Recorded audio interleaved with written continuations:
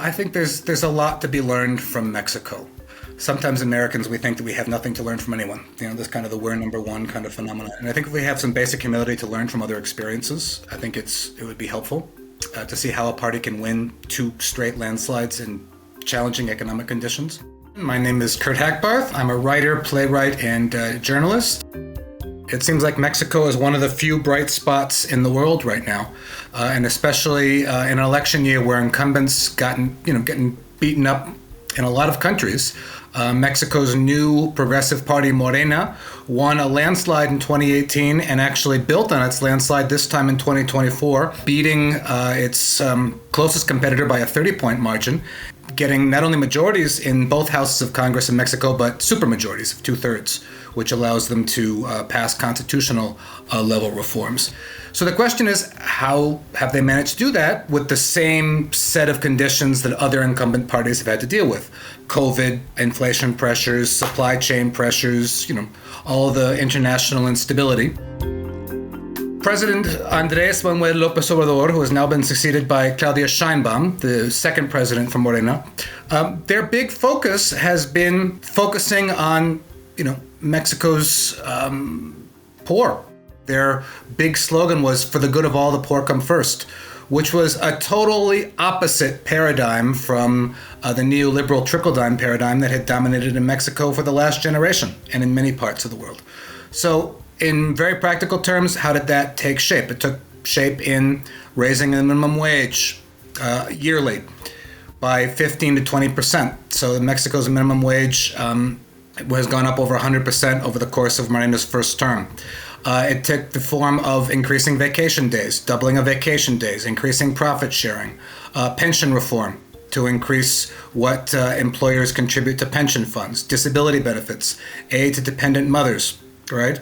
A new pension reform now where workers are going to be able to retire with 100% of their last salary up to a certain level or a certain cap. Outsourcing reform so that companies cannot outsource core functions, only secondary functions.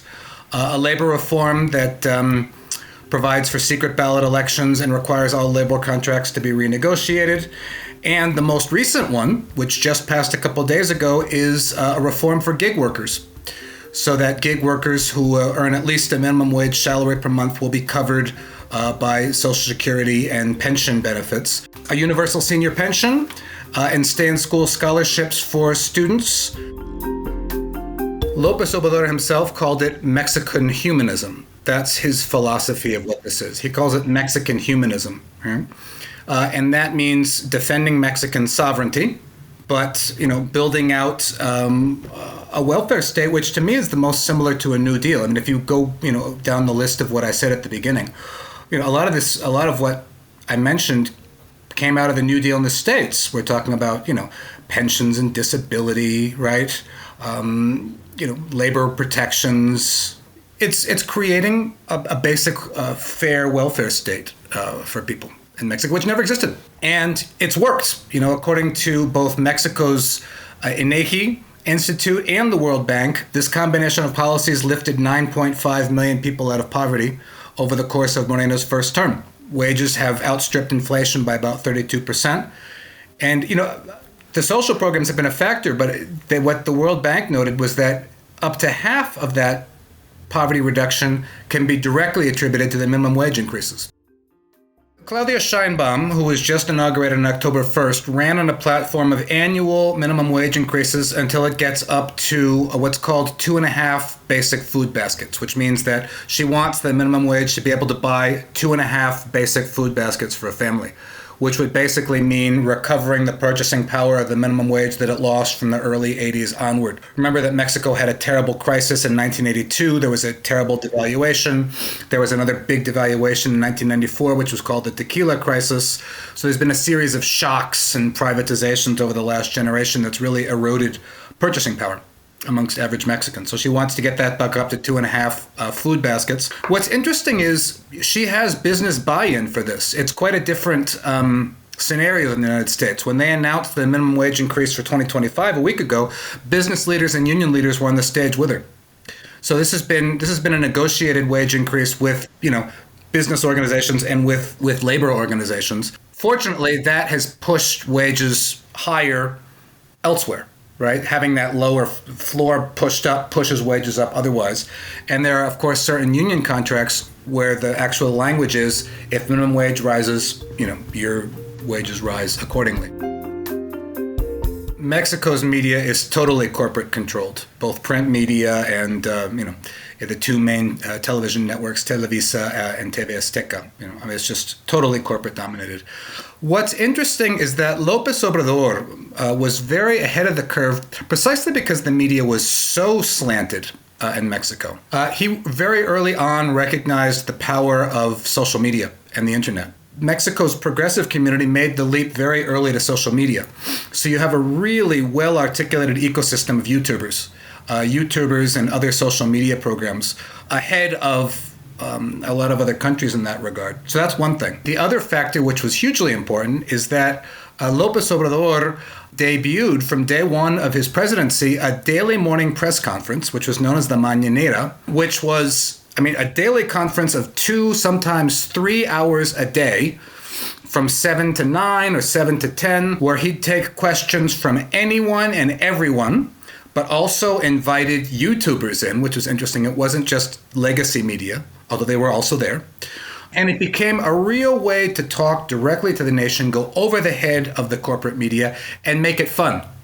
He made it interesting. He'd give a history lesson. He's a writer, he's a published author, so he'd talk about Mexican history, he'd crack jokes, he'd put on songs, but also it was a very pointed media critique of a lot of this stuff. And it became a hit. He became one of the top streamers in the Spanish language. Competing with 25-year-old streamers. You'd have the president of Mexico with his daily program, which then they put on Spotify and, obviously YouTube and all that. And it's so successful they were that Claudia Sheinbaum has decided to continue the Mañaneras, the daily press conferences, and she's continuing to do them. A little bit shorter. She doesn't go for 3 hours like AMLO. But, it was a real way to plug directly into the population and turn these media attacks into a form of popular entertainment to say, look at these people. Look at what they're doing, look what they're saying, this is why it's wrong, and this is what we're doing. And he really found a winning formula in that. I think there's a lot to be learned from Mexico. Sometimes Americans, we think that we have nothing to learn from anyone. This kind of the we're number one kind of phenomenon. And I think if we have some basic humility to learn from other experiences, I think it would be helpful to see how a party can win 2 straight landslides in challenging economic conditions. I think it's not abandoning your base. It's interesting that if you look at the numbers, in 2018, which was Morena's first election as a progressive party, working class voters were kind of all over the place a little bit. But by 2021, the midterm elections, they'd come home to Morena. And by 2024, Morena won working class voters overwhelmingly because they passed policies. It is that simple. They passed policies that benefit their base, right? The minimum wage, the outsourcing reform, the labor reform, vacation days, profit sharing, pensions. That's bread and butter issues. That's meat stuff, right? And they didn't get, deviated from that. And the interesting thing with Sheinbaum is that she managed to hold the working class base, but they didn't alienate the middle class voters either. That's why they won by such a landslide. She won poor, she won working class, she won middle class, and they even won upper middle class voters, 49 to 41%. You don't necessarily have to alienate your middle class voters if you pass policies that benefit a working class base. And I think Morena has been really good at that, and has been really good at communicating that. I think people understand that you're not going to win every battle in politics. You never do. But the idea is if they have the sense that they're fighting for you, they'll back you. And I think the Democrats have lost that because they've gone too much to, billionaire donors and, concerts with Beyonce and, lost touch with their base.